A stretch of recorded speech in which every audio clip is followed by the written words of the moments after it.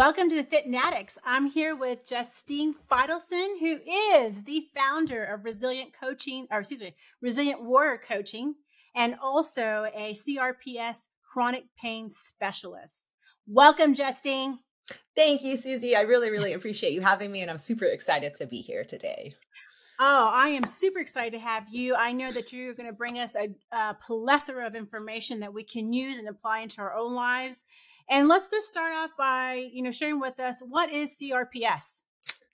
Diving in deep fast. All right. We are. CRPS. It is short because otherwise it's a mouthful. Complex regional pain syndrome is the disease itself. It's not my first rodeo with chronic pain and illness.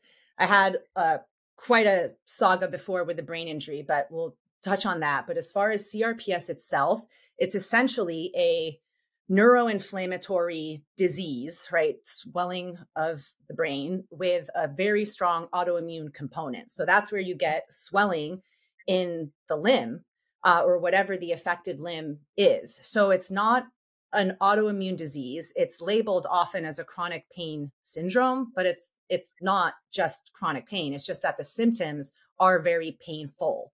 But there is this autoimmune inflammatory component. There's this neurological progression of it becoming very difficult to activate and engage certain muscles. And they just don't understand what causes the disease, how the progression occurs. And when there's no target for an illness and you don't understand what causes it, right? What mechanisms are at play, it's very hard to treat. So it's rare, it's poorly understood, and it's excruciating. And there's not good treatment options for it, which makes it very challenging to deal with long term. So how did you come across CRPS? How are you involved with it now? And how are you a pain specialist for CRPS? Yeah.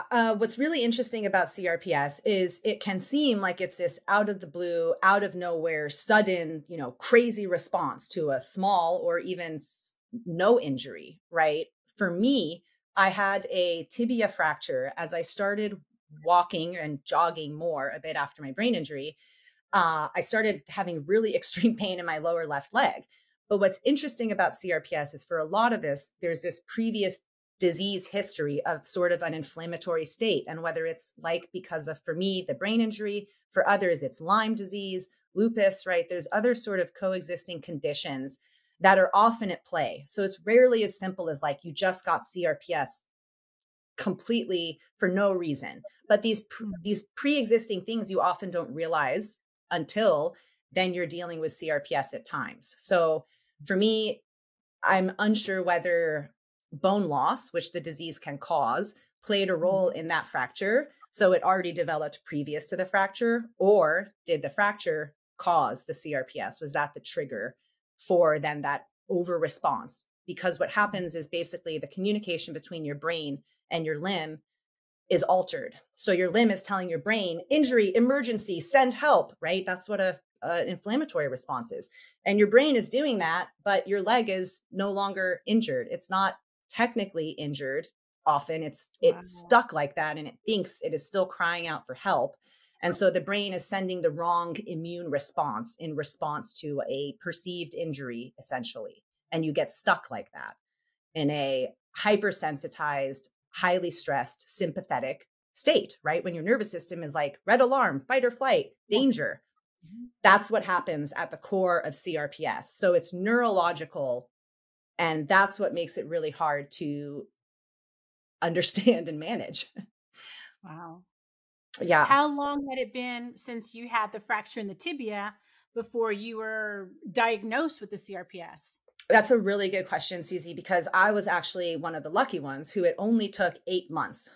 It seems like forever. 8 months is an excruciatingly long time when it feels like your limb is going to explode. There's crazy pressure. The swelling is unbelievable. They're bruising, tingling, burning. It feels like your bones are aching, like deep in a way I can't explain. It feels like your muscles are tearing, splitting.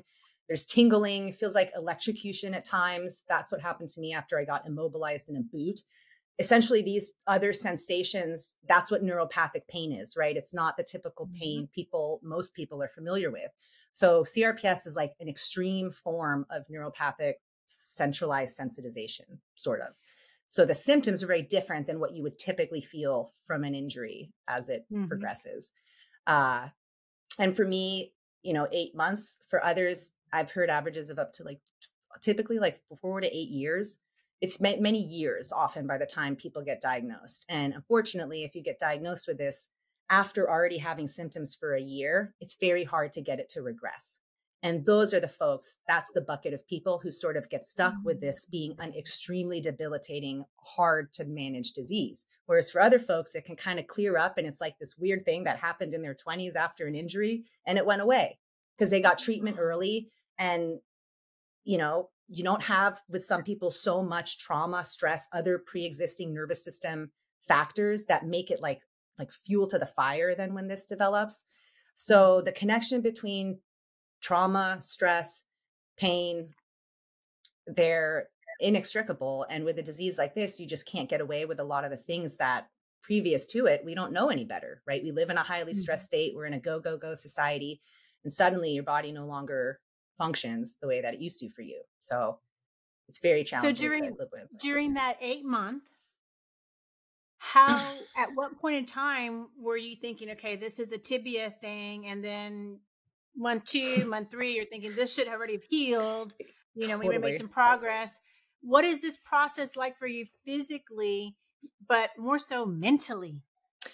Yeah, that's what's really hard with CRPS patients is you get very isolated, right? It's an invisible illness also in a lot of ways. So as painful as it is, and yes, when there's acute episodes and there's swelling and redness and bruising and you can see it, fine. But typically and often, and especially compared to how painful it is, it's largely invisible. And so it makes it very hard to bear weight. People limb guard, essentially. More and more you learn, and that's what happened to me, is just shifting weight. I basically lived on one leg. I used crutches. And then over time you realize, oh my God, this is not a good strategy either, because the bone disease, the bone loss, muscle wasting compensations up the chain, of course, just get worse and worse. But the challenge is at the beginning, you make your stop with an orthopedist. You end up, oh God, it took me a while to get to a chronic pain specialist. It's only once you're diagnosed that you can at least hopefully get in the right hands of someone who is looking at this not as an acute orthopedic injury any longer, but a system-wide, right, a nervous system issue at this point. And when chronic pain becomes chronic, right, once pain is chronic, it is more than just the site of injury.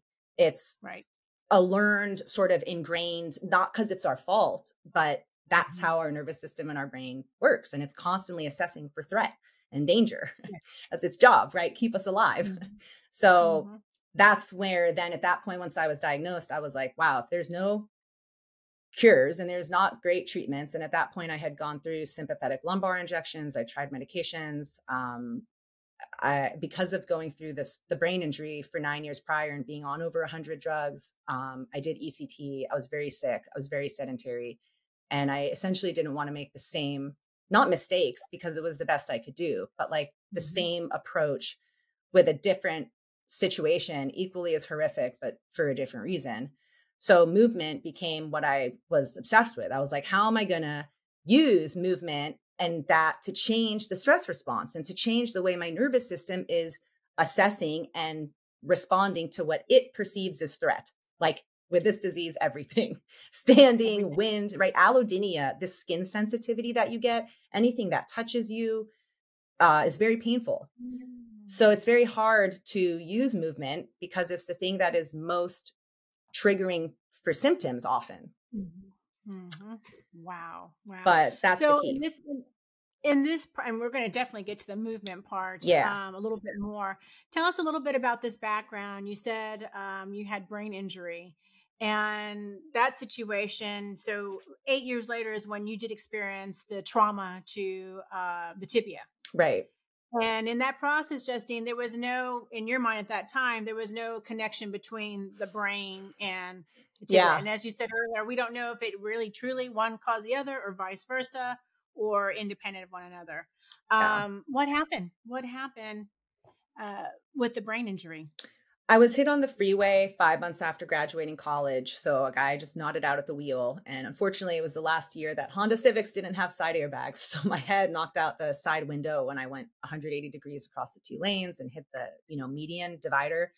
So it took me 9 years. I was an outpatient speech therapy, rehab, outpatient. I couldn't, I still have a lot of memory loss and a lot of chapters and periods of my life that because of the injury and medications, I just don't remember, but it is ingrained in who I am and my experience. And that's why then when the CRPS developed, it was unfortunately, in a way, not the best thing that could have happened to me, but it forced me to try to learn how to develop skills that until then I couldn't. And I didn't have the opportunity to because I was so sick with a brain injury and I was not independent in any way, shape, or form. But right as I had developed the CRPS, I was starting to really fight for those things, right? And think that those things were more possible. And so then it just became a matter of, oh, how do I learn how to cook or educate myself or do all these other things or shower or take care of myself, self-care, right? On one leg. And to me, having who I was is much more helpful and significant than dealing with a messed up part of my body, right? That's not who I am. Like my leg is a part of me. My body, period, is not who I am. But when I didn't have my brain and I didn't know who I loved or why, or couldn't remember, college and high school and my basketball career and my friendships and my relationships, that's very lonely.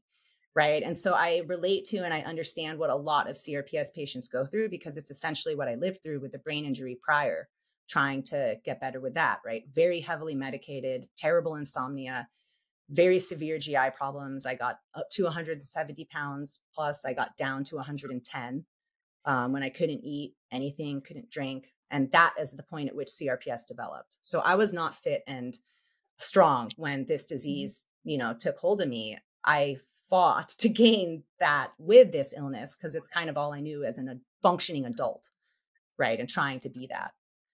So it was very difficult, but it gave me purpose, right? In that period. When you started after the tibia injury and you started the process, but the 8-month process to the point where you were officially diagnosed, you're seeing pain management doctors. I'm assuming you're seeing who ultimately makes the diagnosis for something like that. Is it a neurologist or is? Yeah, often people either end up in neurology or in chronic pain. Anesthesiologists that will do rotations in chronic pain are often who you'll end up with. It was funny, and this happens often where it was the bone scan that revealed already bone loss and remodeling in my left leg, which is what then made me think this has to be CRPS. Because at that point I'd been like, is it compartment syndrome? Is it an osteochondral defect? I'm like researching all like, what is happening to my leg? Right. And no one can give me answers. And I was going to physical therapy, for months and months. They couldn't identify it. So if anyone earlier in the journey would have been like, oh my God, that's CRPS, I could have been in a different spot. Right. But it was sort of too little too late by the time then with that bone scan, I was like, I could put the whole picture together with all of the pre-existing symptoms that you can't test for. There aren't tests to be like, oh, I did this blood test and I have CRPS, or I took this exam and I have CRPS. It's a combination of what the patient reports, what the doctor observes, and sort of the clinical history, which is muddy, right? And it made it hard to diagnose for me because of the brain injury, because I was on so many drugs and we thought it must be some weird, the bone loss too, some side effect from, right? Long-term this or long-term that. And it wasn't. It was a different disease completely. Other than the PT, what type of treatments or what type of therapies did you experience? Did you try? Did you, Yeah, I use gabapentin as far as medication. That's kind of a classic, pretty benign nerve pain medication.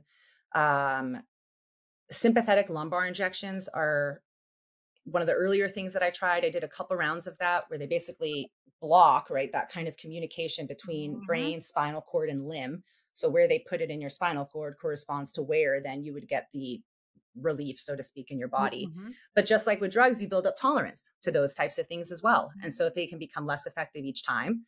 And so eventually I worked my way up to what is called a spinal cord stimulator, where they implant, it's like a pacemaker a little bit, and they implant a battery.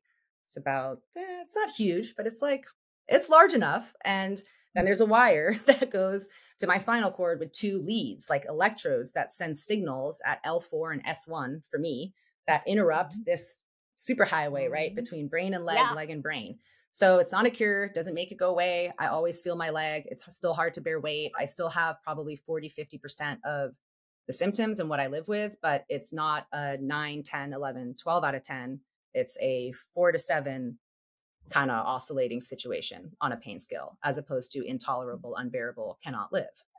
Right. And then you have to do all the other things that help. How long would the, how long have you had the pain stimulator? 2 years. You're fine. 2 years. Yeah. Yeah. So that's been the most effective treatment for me. It's just a tool though. It's just like all the other things that we work on: sleep, stress, fuel, mindfulness, like all the other things that also affect the output of pain. So when you think something like this is going to cure you or going to be a miracle, you know, people have rude awakenings as to how much is still on us to manage pain. So that's what I basically realize no one is helping other people like myself do, and certainly not from a movement perspective. What do you do once you've exhausted medical options, or you don't want to try some of these very invasive, risky, with this disease surgeries? And you're giving individuals that opportunity to explore what those options and opportunities are through your coaching, through your experience. Yeah. And people aren't really aware. You feel very helpless and powerless in a situation like this, right? The pain is excruciating, and you sort of expect that equally as dramatic of an intervention must be utilized to give you relief. It's like kind of just how we're taught, how we think. And that's what contributes a lot, though, to the helplessness and despair and the isolation. And, you know, it's called the suicide disease because it's not the disease itself that will kill you. It's just people get to a point that they can't live like this anymore. And so if you don't feel like you have any agency in your experience, you will feel helpless. But you can, if you start to embrace the ways that you do impact your pain, change how you're experiencing that. And being at a 6 versus a 9 is a big deal when you are in that state all the time. Right. Justine, I wish you could say exactly what you said all over again, because that is very significant for individuals that are living with pain, whether it's CRPS or other diseases or injuries. That, yes, it can definitely take a hold of you. But if we're talking a 9 and 10 versus a 6 or 7, that is significant to someone who is, you know, constantly in a 9, 10. Right. It's just so important. It may not seem as a big deal, but it very much so is, in terms of your outlook on life, your feelings, your emotions, your social environment, all of that. Mind, body. Exactly. So let me ask you this. Growing up, did you always want to own your own health and fitness company, as well as be a pain, chronic pain specialist? My whole life, all I ever wanted to do. No, it was not. This was not my plan. Actually, it's kind of funny. I went to college. My degree is in marketing. So my background actually is in business. But everything changed when I had the accident 4 months after graduating. Right. So I never got to really experience or explore that career path. I was an athlete my whole life prior. I played basketball growing up. I was a 4-year varsity player in high school. I regret not playing in college to a degree, but that was always a big part of who I was. And then not getting to express that over all the years with the brain injury was a big part of why I lost a lot of who I was and my sense of self. And so I think the brain injury prepared me in a way I could have never imagined for this situation, because it made me think things were possible that I otherwise would have not, I think, thought were possible, because I was so determined to not stay like that, you know, even if it was a different challenge. So a lot of the things I didn't get to do earlier are actually, I think, why then, as scary as it was, like, I wanted to make this my life now, because I also wanted, I was like, how will I survive? How will I create enough meaning and purpose that this is worth it for me? Because that's what's really hard when you're in this much pain, is how do you create enough joy to make up for it, like counterbalance it away? I've shared before, Justine, certainly not in comparison to your experience, but similar in the sense of Yes. having an experience where your life does change. I was involved in a car accident, Yeah. and having back surgery, double fusion in my back. Oof. And, physically, yes, we have, the pains and the strains and all that. But I've always felt that situation mentally was so much more powerful and impactful. And I at that time, I always said, oh, that was the worst thing that happened to me. But looking back, Justine, that was the best thing that happened to me. Yeah. It just brought another level, as I can hear from you, of just an understanding, compassion, empathy, empowerment, education, because you get this passion where, like you said, you're researching, you're putting the work in, and from the perspective of the other individuals that you work with and coach, what they're going through, because you've been there, and sometimes you actually are still in there in some moments of time. Yeah.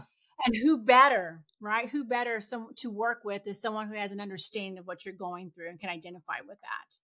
Yeah. So I really have to say that I applaud you for that, because, making that a mission and a purpose, and not only helping yourself, but taking that and helping others that are going through that experience in their life, which is significant. Yeah. I mean, 200,000 people in the US and Canada is not a lot, but it's a lot. It's right. That's basically how many people live with CRPS currently. So it's a rare disease, right? But it's like, if 1% even of those people are willing to try and to see what they can do if they take control of all these parts of their life that they sort of gave up. Because if you think about it, if a healthy person sort of adopted the habits that a chronically ill person, rightfully so, slips into, with like one meal a day, in bed all the time, in bed all day, no stress management, right? Isolated, depressed, anxious. I mean, you will develop all sorts of problems. And then all of those get blamed on the disease, which it's actually not. It's a function of your behavior, right? Even though it's not your fault that the disease is making it so challenging, you have to take some accountability over what you control and just deciphering. I don't control this, but I do control this. And I'm going to do my best with the bucket that I do control. And then you have more peace with the stuff you don't too, right? Because it's not like everything. Right. Ultimately, there's going to be some things that you're able to do and explore. And I think a lot of times just people, because they get in that mode of just, frustration, disappointment, sorrow, all of those things that we grief. Just start getting deeper in this blackness and forget that there are things that we can do, small things that are going to be very meaningful. Right. And part of the challenge is we live in a culture that heavily values productivity, right? That's how we value ourselves. So when those roles and those things that we used to do change, and society doesn't do a wonderful job in America of sort of helping those of us that have to change the way that we would be quote unquote productive, that makes it really hard too, right? So there's a lot that goes into changing if you even feel like you're worth it and like you can develop other ways of feeling better about yourself and feeling capable. Well, one of the main reasons I really was, excited about interviewing you and hearing about your story and sharing your stories with others was not necessarily specifically the CRPS, which I know that, is part of the story, but it was this chronic pain management. Right. Because someone, as we talked about, may not be diagnosed with CRPS, but still has other varying diseases or situations where they are dealing with chronic pain too, as well. Exactly. And that process for dealing with chronic pain that you're going to share with us, that you work with your clients, can be applied to anyone who is dealing with chronic pain. And that, from that perspective, I feel that there's a ton to gain. So let's get into that. Yeah. What have you found? Yeah. What have you found, or what, with your clients, what has been the most effective form of managing chronic pain for them and for yourself as well? Yeah. Well, the most important thing I think is to realize that pain science can come across very offensive if you live in constant chronic pain with a severe disease, where it's like, it's in your head, your mind is like a part of it.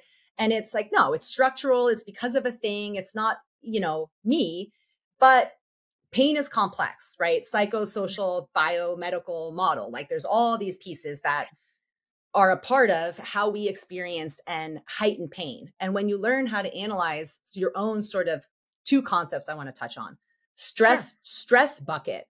How many stressful things, right, are currently happening in your life? Family, finances. Are you planning a wedding? Work, sickness, medical, like complicated relationships. All these things add to your stress bucket.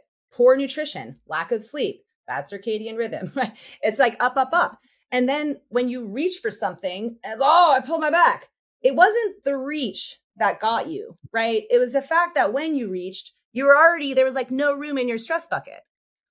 So, but everyone focuses on the reach, right? How could that have happened? Why did I do that? What did I do wrong? And no one's looking at like all the other pieces of sort of what accumulated to getting you there. So that's one piece of it, is learning how to look at the things that affect pain and optimizing those factors in a way, right? Okay. The other concept I like to teach people who are in chronic pain is the threat bucket, where you basically have to learn to communicate better and understand your nervous system. And our nervous system's job is to keep us safe, is to not let us die, right? So it has, over our entire life's history, accumulated a memory of every single thing that has been painful, traumatic, stressful, right? You tweaked your arm, that time you hurt your back, when you rolled your ankle a bunch in high school. All these different, even smaller injuries and things add up and accumulate. Oh gosh, hold on. Sorry, my phone was on silent. It started ringing. That's fine. And learning how to sometimes change the other pieces that are affecting pain that aren't even the primary syndrome or illness, right, can also lower what your brain is constantly scanning as threat. So if you can address some of these even historical or past elements or aspects of like poor mobility, stiffness, any part of your body where there's like ratcheting or, right, your brain is going, danger. Like stiffness too is your body trying to create safety. Stiffness is, right, sort of what happens. And so you can't affect pain if you never address your nervous system, because your nervous system is what amplifies pain. So that's really the key, is understanding how to communicate better, decrease the sympathetic, right, that fight or flight, high stress state, and do things that increase the parasympathetic end of your nervous system. Mindfulness, breath work, right? Anything that slows your heart rate, slowing your breathing is a hack to tell your brain and body, it's okay, it's safe, right? And so you have to be able to have ways to intervene and retrain how your nervous system has sort of automatically learned to be. And every day you exist, it's another chance to repattern, right? Give it different new information that now it's taking in and going, oh no, the last time you did that, it wasn't that horrible, right? Like when you exercised appropriately, you didn't get a 12 out of 10 flare. It was like a 6 out of 10. And it wasn't wonderful, but it wasn't terrible. And it wasn't as bad as your brain has become accustomed to everything being. And so that's sort of what people have to gain skills around, and then managing all the pieces of your routine and daily life that affect how recovered, how resilient you're going to feel, right? When you're highly stressed, under recovered, under fueled, you're not giving yourself a chance. Yeah. Right. You're losing capacity in that stress bucket. So to create capacity in those buckets, you have to lower things. And you either do that by addressing pain, stress, other, right, little knick-knack injury types of compensations, length, tension, relationship, stiffness stuff, or it's these other things throughout our day and from our perspective that affect how we feel about and experience pain. With, you mentioned breathing, meditation, mindfulness. Let's talk a little bit about the breathing. I know that you, not too long ago, held a webinar on breathing, diaphragmatic breathing. Talk to us a little bit about that and how that can be helpful for managing chronic stress. Yeah, diaphragmatic breathing is incredibly important because it helps tell our nervous system that it is okay and it is safe. And so learning how to breathe through your nose, right? When people chronically are like mouth breathing, chest breathing, you're not getting any diaphragmatic sort of pump and expansion. And you have to have pressurization of your core and your ribs actually expanding laterally. Your ribs are meant to move. They're not supposed to be stuck and stationary. And when we get in pain and we sit a lot and we get sedentary, right, we get very forward hunched. We kind of get crunched here. We get anteriorly tipped. And that's where then you can develop back pain and all these weird compensations that actually stem from breathing. My mic is coming off. because breathing is our most fundamental movement pattern. That's a really good quote I heard and I like a lot. And so not only is it a way to build movement safely, but it's a way to, on demand at any time, help bring down your nervous system from a more heightened state to a calmer state, which then will add less fuel to the pain puzzle, right? So whether it's anxiety, pain, stress, being able to intervene and practice and give your brain more doses of that will then translate to it doing it more automatically at rest, which is what we exactly want. Yeah. Well said, because I think a lot of times what people sometimes forget is they feel like, okay, I'm going to, practice this breathing today. And okay, they do it and not that much of a difference. And then, it didn't work. Right. It didn't work. It's not effective for me. Right. It didn't work for me. Right. Yeah, and you said something that I think is extremely important is the practice. It's something that we, every day is an opportunity to continue practicing that breathing. And as with time goes on, that practice, then it becomes automatic. Right. Yep. Yeah. 3 times 5 minutes a day. That's what I would recommend to anyone starting. Okay. So it's like a very basic breathing program. 5 minutes in the morning in bed, 5 minutes in bed at night. Those ones are gimmies. You're already in bed. You don't even have to remember. And then sometime during the day when you feel more heightened or just because you are intentionally gaining practice. It's just like working out. If you worked out like one time every 5 days, you wouldn't gain any motor control. You're right. You have to teach your brain. Mm-hmm. So with that breathing, you said 3 times a day, 5 minutes each time? Yeah. It's a great benchmark starting point. Okay. And then you can progress. Progress. Okay, got it. Breathing through the nose, out through the mouth, breathing through the nose, out through the, what is that? Try. What would you suggest or recommend? Yeah, at least breathe in through the nose. It's okay if you want to breathe out through the mouth, but breathe in through the nose if you can, because our nose is meant to inhale. Our mouth really is not. You'll learn a lot more about that if you check out the webinar and why. Cool. The other important piece, because otherwise I'll keep Susie forever today. The other important piece is to try to breathe out twice as long on your exhale as your inhale. So that will help slow your breathing too, because that is what will then soothe your nervous system. So the more you can trigger parasympathetic, rest and digest, calm, safe, all the automatic, non-thinking parts of your body, the less sympathetic fight or flight you'll have. And breathing is a great way to do that. And this is a little bit of a side. I saw that you had posted this yesterday, as a matter of fact, or not too long ago, with regard to a recent visit to the doctor. Oh, yeah. And I just it struck me. It's not anything specific to this particular, podcast that we're talking about, but I just wanted to share because I think people need to hear it. Share your experience in terms of what happens when you go to the doctor. They just say, I don't know how to help you. Yeah. Well, it's something that unfortunately, people with rare sort of orphan diseases, that's what they're called when they're very uncommon, deal with. And so, I waited 2 to 3 months to get referred to a chronic pain specialist I then waited another 2 to 3 months to get into a rheumatologist who he referred me to in order to get a hypermobility related diagnosis diagnosed so that then I could take that information back to him and we could make a plan. Well, instead I go there, right? And the guy's like, I don't treat this. I don't even know why they send you here, right? There's not even people who specialize really in this because it is such a sort of complex. There's a million different subtypes. And so he knew enough to know what he didn't know. And so I sort of respected that in a way, but there wasn't even much effort in trying, for example, to have someone to refer me to at least, know where to send me, even if it's not what you do, have some information maybe handy for people that continually come across your doorstep if they're being sent there, from that for another department. And so it happens very frequently that people will basically be told, I don't know how to help you, right? This isn't what I do. And I don't know how to send you to. And it's on you to learn about the disease and how to manage it. And in my case, that's one thing where this is my job anyway, to help people deal with and manage complex rare diseases. And I have the tools and the education in the background to sort of safely do that. But that's not what you would want to do with most people. And imagine when people are in excruciating pain and they have incredible expectations and hopes tied right on these appointments and in making some breakthroughs that can help them better understand what's happening to their bodies. And it's kind of just sorry, good luck. it's very deflating. For me, right, it's one thing, but that's not okay. Like in other Exactly. contexts. And that's why I wanted to bring it up today. I just Yeah, thought, it's really sweet of you. unfortunately, Yeah.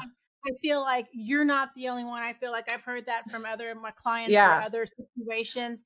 But basically, they get to the point where they're waiting on these, appointments, and they finally get to it, and sorry, Yeah. I'm gonna refer you someone else. In this case, they may know where to refer them, right? At least, yeah, but time is lost, right? It's precious. And again, the quicker you get diagnosed and treated with a lot of things, the more effective the treatments can be. So time is of the essence. And this is why, right, when medical doctors get frustrated when it's like, oh, patients come in acting like they know everything about their disease. It's like, well, because they do, and because you guys don't, and because you can't, right? And so, people do the best they can. I just felt like it was important for us to share that because it is for individuals feeling as though, there's no recourse. I don't know what's happening to me. I don't know what, to not give up. Just like the Resilient Warrior Coaching, that is where Resilient came from. We're not going to give up. Yeah. We're not going to give up. We're going to explore. We're going to ask. We're going to talk. We're going to reach out to resources like ourselves, different industries. If I don't know, I know another coach, another individual that can help and support you. And that's why having this type of community is important. Yeah. And for individuals, who are working with us and, to give them the inspiration and support that they need as well. And to talk about us because there's other people in the community that maybe do not know about the resources and support that we can provide to them. Yeah. And all it would take is for doctors to build out a referral network. And it's like, it's one thing to be like, oh yeah, try acupuncture. That can help. Really? But who? What acupuncturist would you recommend? You should have an arsenal, right, of sort of complementary pieces if you can't help someone or beyond what you can help them. And that's much more common in sort of the health, wellness, PT space. PTs are more healers than doctors. It's not that doctors don't want to heal, but they do the interventive piece. And the healing part is more on you. And I think that's what's hard for patients to understand, and rightfully so. We want someone to come and save us. We want it to be easier, softer, it's not fair, but it doesn't matter. Right. And so you have to be able to get around people who support you though. You have to be resilient. You have to be a resilient warrior. That's what it is. That's it. Susan. Justine, tell us about how, if someone is interested in getting to that webinar or any other programs that you have upcoming, how would we find you? Where do we go? Yeah, I have a couple exciting things coming down the pipeline. As far as my work in general, how I often work with folks is one-on-one with my individual design program, right? That's where I can take them through things over the course of months and implement my Mars ID method, which is mobility, awareness, recovery, stress, right? Basically the things we've talked about, individually designed and progressed over time, with someone in real time with their unique challenges, priorities, resources, right? We're all in very different spots with what is around us, what we're capable of. So the one-on-one program is a very, very successful, impactful way that I work with people. And then I've also, you can't just work with people who can afford one-on-one coaching, right? I want to be able to give education and resources and access to this information to more people. You can't apply it as individually and with as much hand-holding for me, but it makes it more accessible, which is the point. So other things that you can get access to besides one-on-one coaching, all on my website. If you go to www.resilientwarriorcoachingllc.com, put the LLC in there or else you'll end up at a weird love coaching website. Someone took my Resilient Warrior Coaching name before I could. And so I had to add LLC to get it. So put that in there. And then that's where you can get other things like DIY webinars and masterclasses. I have a masterclass on movement with CRPS, also that breathing webinar that we talked about. Mm-hmm. And then I'm really excited in October, I'm going to be launching my Pain Academy DIY e-course again. So that's an on-demand email series that gets sent to you and you're able to do over 6 weeks, an email every 3 days, 4 modules. I teach you the Mars ID method in a way that you can implement and have little actionable homework assignments and steps to take in each of those departments, and start to change how recovered and resilient you feel and change the way your nervous system is responding to pain with these habits that we talked about. So that's really cool because it's a much more affordable, accessible way for people to get exposed to this information. And even if they need more help, at least they can start to go, whoa, there is a lot that I can do, right? And the light bulb goes off, and that at least is really significant for a lot of people. Absolutely. Absolutely. Yeah. Resilient Warrior Coaching, LLC.com. And when we get to the website, also, I would suggest you guys getting on her mailing list, email mailing list. So that way, any upcoming programs are going to come through the pipeline. You guys are going to be the first ones to hear about and get access to that. So, yeah. That can be found on your website. You can sign up for the email list, correct? Yes, absolutely. That's under the contact page. And then, yeah, next year I'll be doing my group program again, the Energy Solution, which had really, really good results last time because people struggle enormously, right, with sleep, being able to fall asleep, recovery, energy management, all those sort of daytime and nighttime habits that leave you completely depleted and thrashed. So that's something that even if you don't have CRPS, these things also impact you. And the other sort of exciting thing is I'm almost ready to release the podcast that I've been working on as well with a fellow, my CRPS bestie, Dr. Jill Konowich, who's a rare crossbreed with a doctor and a patient, right? Someone who has their MD, PhD, and then also lives with this disease. So she brings a very cool complementary perspective kind of on the medical end to my sort of movement health piece, which will also help people understand and gain better education around this disease, how it works, how it impacts you, and what you can do. So those are sort of, the virtual things in the pipeline. And then otherwise, if anyone lives in San Diego, I will be at the Empower You conference, August 25th and 26th at Town and Country in San Diego. I'll be on a patient panel there. And there's going to be a really, really cool 2-day agenda of all things sort of chronic pain, treatments, other vendors, the companies that develop these technologies like the spinal cord stimulator, right? They have their challenges and their downsides, but they are very important things to at least understand as options for you. And I'm really excited to be a part of that because bridging out and working with physicians and helping them also get better results with their patients, because what we do is complementary, right? I do what they don't. Absolutely. And they do what I don't. So it helps the patient from both ends. And although I do all my work remotely, that's a really important space to be able to make more of an impact in. Bridge the gap. Impact. Yeah, bridge the gap between patients and providers, right? So congratulations on that opportunity. And once again, if anyone's going to be in San Diego, check Justine out. Check it out. Last question. Are you a fit addict? I think I know that Come on. I wouldn't be here, Susie, if I wasn't a fit addict. Exactly. Yes. You have to be a fit addict. How do you, given, CRPS, how do you stay fit and how do you stay active? Yeah. Desensitization is the name of the game. It's use it or lose it. So the more that you don't do, the more sensitized you become. So it's a challenge between like balance and recovery, not overdoing it, but doing things consistently enough that you are able to sort of minimize the blowback from it. So I do a lot of strength work, stability work daily, at least. I also have hypermobility. So I have loosey-goosey joints. It's a common coexisting condition with EDS. With CRPS, excuse me. So you get a lot of like additional pain, stiffness. It's hard to create stability in certain joints. So corrective exercise, right? Sort of the stuff you would do in PT for us is kind of like brushing your teeth. It's like forever ongoing maintenance. So that's a daily thing. And then, a good long aerobic sesh, I will still always love. And I walk daily. I can't walk very far or be on my leg long, but 20 minutes, 2,000 steps, I pretty consistently can do. And so wonderful. That's the way to avoid atrophy. And we're all getting older. So that's right, Justine. I'm right there with you on that one. With that being said, I definitely want to thank you so much for your time, for your information, sharing your story, which is going to have a humongous impact, not just on my viewers and my audience, but I know it's going to be shared because it is a powerful story. We can all learn from it. And I want to thank you, Justine, for that.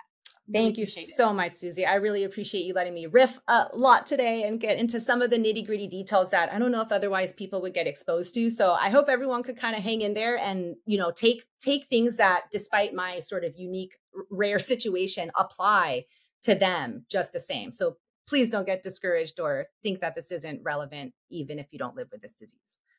That's right, because we are resilient warriors all the way. That's it. That's it. Thank you, Justine. Susie, everyone. Susie's going to be my hype woman. Sorry. Yeah, Susie's going to be my hype woman. I love it. I love it, Justine. Thank you so much for your time today. And thank everyone for joining the Fitnatics. Until next time, keep moving. Thank you.